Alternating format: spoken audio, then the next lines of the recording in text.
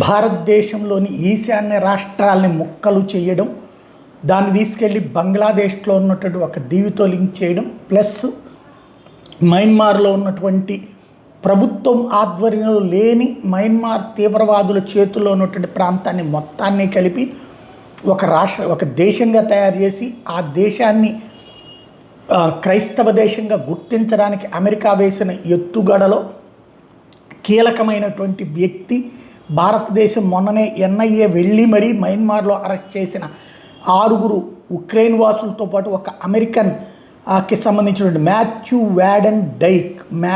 Van డైక్ వీడిని ఇప్పుడు విడిచిపెట్టమని America ఒత్తిడి చేస్తుంది. వీడు మెర్సినరీ అంటారు. అంటే వీడు గతంలో సైన్యంలో పనిచేసినటువంటి, ఇప్పుడు డబ్బులు తీసుకుని కిరాయి హత్యలు చేయడం, కిరాయి దేశద్రోహం చేయడం, అంటే వేరే దేశాలని నాశనం చేయడంలో కీలక పాత్ర పోషిస్తూ అక్కడ ఉన్నటువంటి తీవ్రవాదుల్ని కుర్రోళ్ళని రెచ్చగొట్టేటటువంటి వ్యవహారంలో సిద్ధవస్తుడు. వీడికి ఇంతకుముందు ఈ అనుభవాలు చాలా ఉన్నాయి.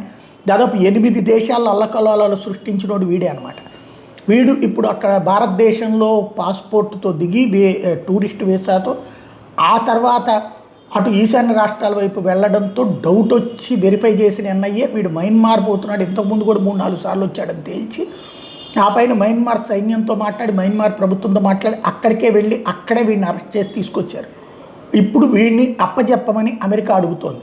అంటే వీడు ఆ దేశపు గూఢచర్య వ్యవస్థ లేదా అక్కడ ఉన్నటువంటి డీప్ స్టేట్ పంపించినటువంటి మెర్సినరీ అన్న విషయం తేలింది. ఇప్పుడు భారత ప్రభుత్వం దీనికి నిరాకరించింది.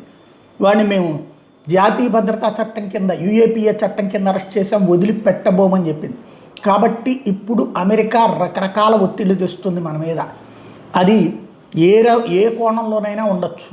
అది మోడీ మీదకి దెబ్బతీసే ప్రయత్నం చేస్తే, మన సైన్యం మీద దెబ్బతీసే ప్రయత్నం, డైరెక్ట్ యుద్ధం చేయదు, పరోక్ష యుద్ధాలు చేస్తే, ఇక్కడ ఉన్నటువంటి మోడీ వ్యతిరేక శక్తులను కవ్వించడానికి ప్రయత్నిస్తే, ఏదో ఒక అల్లకల్లోలను సృష్టించి చివరికి అతను వదిలించుకునే ప్రయత్నం చేస్తుంది. ఇప్పుడు ప్రజలు ప్రభుత్వానికి అండగా ఉండాల్సిన సందర్భం.